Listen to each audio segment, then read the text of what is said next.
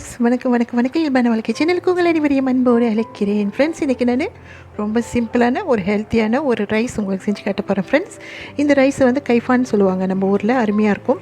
இது வந்து சின்ன பிள்ளைங்க ரொம்ப விரும்பி சாப்பிடுவாங்க. சின்ன பிள்ளைங்க மட்டும் இல்லை, பெரியவங்களை நாமும் அதிகமாக விரும்பி சாப்பிடுவோம். அவ்வளோ சுவையாக இருக்கும் ஃப்ரெண்ட்ஸ், அருமையாக இருக்கும்.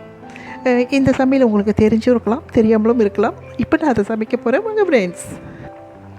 நான் ஃபஸ்ட்டாக இந்த சமையலுக்காக பச்சரிசியை வந்து ஒரு சிறிய கப்பில் பச்சரிசி வந்து நான் நல்லா கழுவி இப்போ நான் கொதிக்க வச்சுருக்கேன். அது வேக வச்சுருக்கேன் ஃப்ரெண்ட்ஸ். இப்போ நான் என்ன பண்ண போகிறேன்னா, அதோட தேவையான அளவுக்கு சிக்கன் போட போகிறேன்.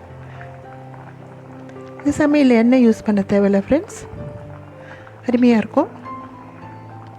இப்போது நான் தேவையான அளவுக்கு சிக்கன் போட்டேன். அடுத்ததாக இந்த மாதிரி ஸ்லைஸாக நான் இஞ்சி வெட்டி வச்சுருக்கேன். கொஞ்சம் அதிகமாகவே தாராளமாக நீங்கள் இஞ்சியை வெட்டி வச்சுக்கலாம். நானும் தாராளமாக தான் ஃப்ரெண்ட்ஸ் நான் வெட்டி வச்சுருக்கேன். இப்போ நான் இது மேலே இதை போட போகிறேன். இந்த ரைஸ் வந்து நார்மலாக நல்லா முழுசாக வெந்திருக்கும் இல்லைங்களா, அந்த மாதிரி இருக்காது. இது வந்து ஒரு கொழிஞ்சி ஒரு கஞ்சி லெவலுக்கு இருக்கும். மணத்துக்காக மல்லி இலை போட போகிறேன் ஃப்ரெண்ட்ஸ். இது நல்லா வாசமாக இருக்கும். இதுக்கு பதிலாக நீங்கள் வெங்காயத்தாள் கூட போட்டுக்கலாம். தேவையான அளவுக்கு உப்பு.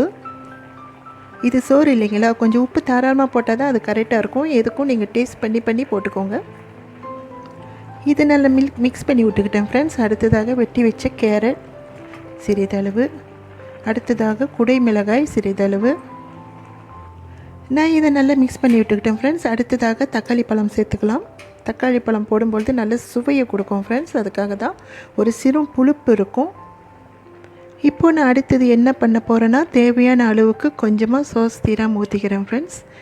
சோஸ் தீராம் எதுக்காக ஊற்றுறேன்னா, இதில் ஒரு மனம் இருக்கும். இது சோஸ் தீராமில் அந்த மனம் இந்த சமையலுக்கு ரொம்ப ருசியாக இருக்கும். இது போடுவாங்க கண்டிப்பாக, அதுக்காக தான் நான் போடுறேன்.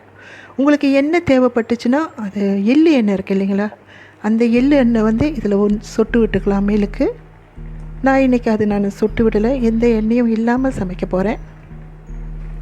1 டேபிள் ஸ்பூன் அளவுக்கு நான் சோஸ் தீராம் ஊற்றிக்கிட்டேன் ஃப்ரெண்ட்ஸ். இதையும் நல்லா நான் மிக்ஸ் பண்ணி விட்டுக்கிறேன். அருமையாக இருக்கும் ஃப்ரெண்ட்ஸ் இந்த சமையல். இந்த ரைஸு எனக்கு ரொம்ப பிடிக்கும். உங்களுக்கு வீட்டில் யாருன்னா வியாதியில், அதாவது ஃபீவர் அந்த மாதிரி டைமில் இருந்தீங்கன்னா இது அப்படி தான் இருக்கும்.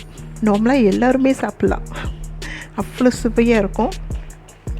நான் இப்போது அனலை கம்மி பண்ணி வச்சுட்டு அதிலே நல்லா வேக வைக்க போகிறேன் ஃப்ரெண்ட்ஸ். ஒரு 3 நிமிஷத்துக்கு இதை மூடி வைக்க போகிறேன். ஒரு 3 நிமிஷத்துக்கு இதை மூடி வேக வச்சுட்டேன் ஃப்ரெண்ட்ஸ். எதுக்காக நான் மூடனேன்னா, இந்த காய்கறிகள் இருக்குங்களா, அந்த காய்கறியோட மனம் இது ஃபுல்லாக இந்த ரைஸ்க்குள்ளே இறங்கும், அதுக்காக தான். இப்போ கொஞ்சம் நேரம் நல்லா வேக வைக்கும். ஒரு விஷயத்தை நான் போட மறந்துட்டேன் ஃப்ரெண்ட்ஸ், அதாவது மிளகு நீங்கள் தூளாகவும் போட்டுக்கலாம், இடிச்சும் போட்டுக்கலாம். நான் முழுசாக போடுறேன். ஒரு 20 நிமிஷத்துக்கும் மேலே இந்த சத்தான கஞ்சி கொதிச்சுக்கிட்டு இருக்கு ஃப்ரெண்ட்ஸ். இது தமிழில் சொல்லணும்னா ஒரு சிக்கன் கஞ்சின்னு கூட சொல்லலாம். அருமையாக இருக்கும் இது. இப்போ நான் இதை இந்த அடுப்பு அடிச்சுட்டு உங்களுக்கு பிளேட் பண்ணிவிட்டு கேட்குறேன். பாருங்கள் ஃப்ரெண்ட்ஸ், இது பார்க்க மட்டும் இல்லை, சாப்பிடவும் செம்மையாக இருக்கும் ஃப்ரெண்ட்ஸ். இது எனக்கு ரொம்ப பிடிக்கும். கண்டிப்பாக அவங்க எல்லோருக்கும் சோறு கஞ்சினா ரொம்ப பிடிக்கும் ஃப்ரெண்ட்ஸ். அந்த சோறு கஞ்சியில் இந்த மாதிரி செஞ்சு கஞ்சி சாப்பிட்டு பாருங்கள், அப்படி தான் இருக்கும். கண்டிப்பாக உங்களுக்கு பிடிக்கும். எப்படின்னு சொல்லிவிட்டு கமெண்டில் சொல்லுங்கள் ஃப்ரெண்ட்ஸ். இந்த சமையல் உங்களுக்கு பிடிச்சிருச்சுன்னா லைக் பண்ணுங்கள், கமெண்ட் பண்ணுங்கள், ஷேர் பண்ணுங்கள். நீங்கள் இந்த சேனலை புதுசாக பார்க்குறவங்களா இருந்தீங்கன்னா மறந்துடாமல் பெல் ஐக்கான் தட்டிட்டு ஆல்ல வச்சுக்கோங்க. அதுக்கு முன்பதாக சப்ஸ்கிரைப் பண்ணுங்கள் ஃப்ரெண்ட்ஸ். தேங்க்யூ ஃபார் வாட்சிங் ஃப்ரெண்ட்ஸ். தேங்க்யூ, டாடா, பாய்.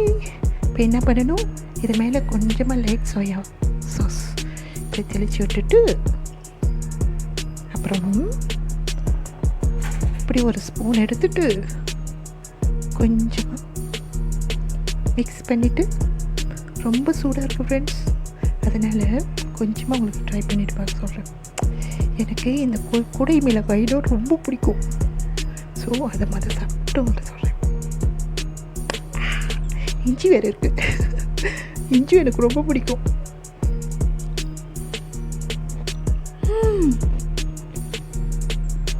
செம்ம பங்கம்.